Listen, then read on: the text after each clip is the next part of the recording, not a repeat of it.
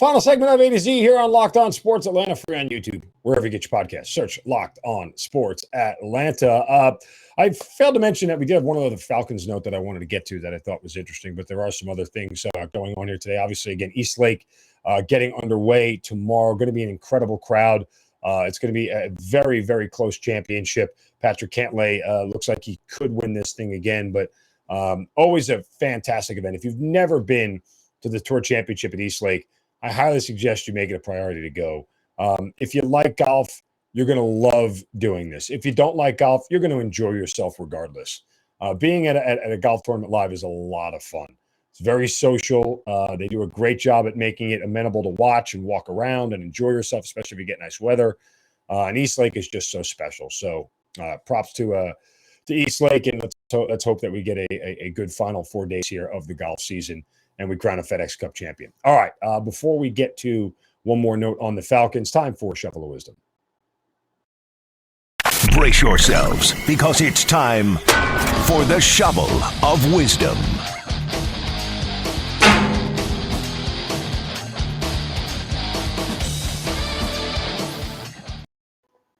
You know how we do it every day. We have to set somebody straight for saying or doing something stupid, whack them right upside the head with a shovel. You can do so as well on my Twitter account at Mark Zinno.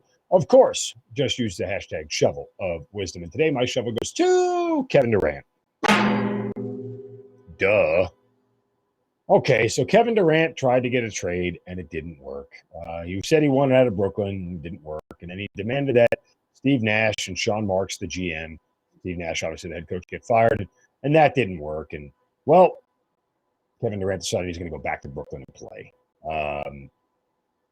Pretty much an L by all accounts. You don't see this happen often. You don't see players, demand a trade and then pull back the trade offer after all the demands. And that said, I still don't think this is the worst thing in the world for Kevin Durant or for Brooklyn for that matter.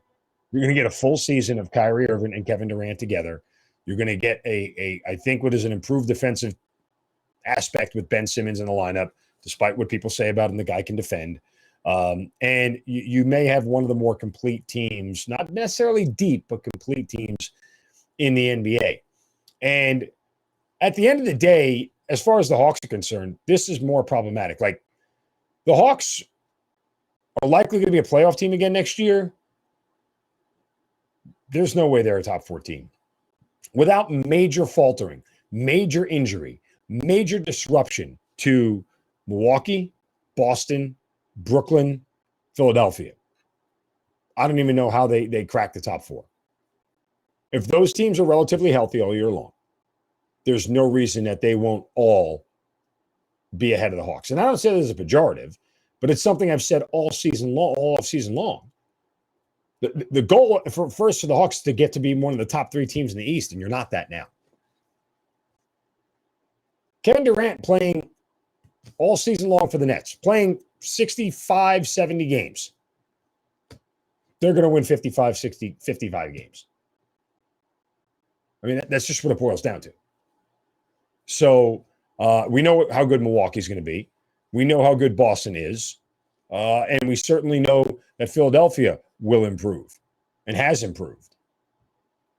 So explain to me how the Hawks crack that. I don't know. I don't have an answer for that. And again, not taking a dump on the Hawks. Don't think that they're an awful franchise. They just are struggling to improve, like a lot of teams are. There's a select number of teams that these guys want to go to, and if you're not one of them, then guess what? You won't improve.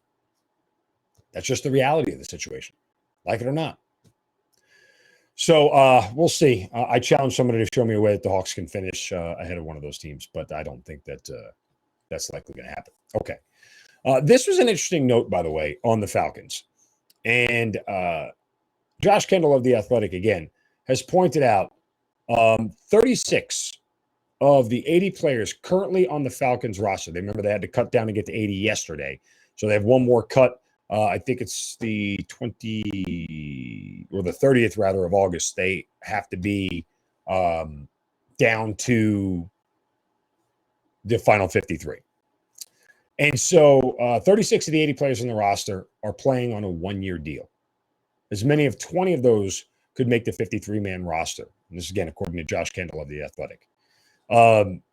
There's two reasons for this. One, the Falcons don't have a lot of cap room, so all they could really offer players and teams, everybody is a one-year deal. And part of this is that, yes, they have cap room next year and the following year, but you're not going to sign questionable players to 2 and 3 year deals. It's just bad business. So they had no cap room this year. They had very little to offer people, and all they could offer was one year deals.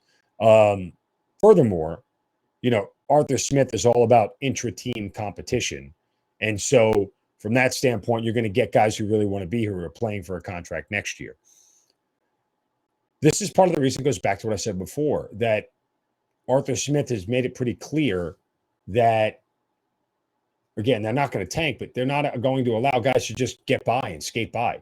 You're not playing well, you won't play. They'll go find somebody else. It's that simple. I think it's an interesting philosophy, and you're starting to see a lot of these one-year deals come around for bigger players. These show-me deals, these prove-it deals. Bigger players are taking them now because, they'll take it for a year, but then they want to get paid the following year. It's almost like a self-imposed franchise tag. Okay, yeah, I'll play for 1 year at this salary, but then next year you better break me off. Okay, I get it.